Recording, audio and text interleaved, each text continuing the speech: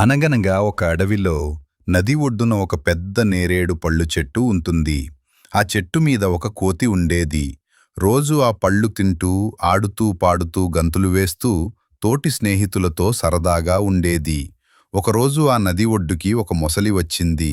దాన్ని చూసిన కోతి దానికి కొంచెం నేరేడు పళ్ళు ఇచ్చింది. నేరేడు పళ్ళు తిన్నన ముసలి చాలా ఆనందంతో, చాలా బాగున్నాయి, ఇవి ఇంకొంచెం ఇవ్వవా అని అడుగుతుంది. ప్రతిరోజు మొసలి నేరేడు పళ్ళు కోసం వచ్చేది.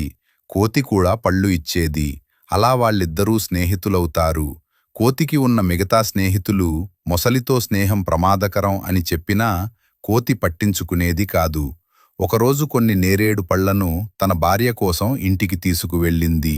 మొసలి నేరేడు పళ్ళు తిన్న మొసలి భార్య, అబ్బా, ఈ పళ్ళు ఇంత తీయగా ఉంటే రోజూ ఆ పళ్ళుని తింటున్న ఆ కోతి గుండె ఇంక ఎంత తీయగా ఉంటుంది.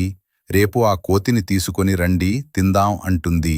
అలాగే అని చెప్పి వెళ్తుంది. అప్పుడు కోతితో మొసలి ఇలా అంటుంది, కోతి బావా, ఈ రోజుకి మా ఇంటికి భోజనానికి రావాలి. నువ్వు అని పిలుస్తోంది కోతి. సరే వస్తాను, పదా వెళ్దాం అంటుంది. కాసిన్ని నేరేడు పళ్ళు తీసుకొని బయలుదేరుతుంది. కోతిని తన వీపు మీద కూర్చొని తీసుకువెళుతుంది. మొసలి అలా నది మధ్యలోకి వెళ్ళిన తర్వాత ముసలి స్నేహం గుర్తొచ్చి, అయ్యో, కోతికి అబద్ధం చెప్పి ఇదింకేం చేస్తుందిలే, తప్పించుకునే అవకాశం లేదు కోతికి అని నిజం చెప్తుంది ముసలి. నిన్ను భోజనానికి తీసుకువెళ్లడం లేదు, నా భార్య నీ గుండె కావాలని అంటే నిన్ను తీసుకువెళ్తున్నాను అంటుంది.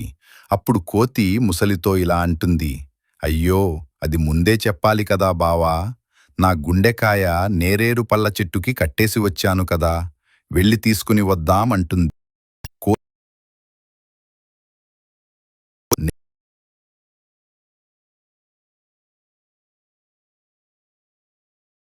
కోతి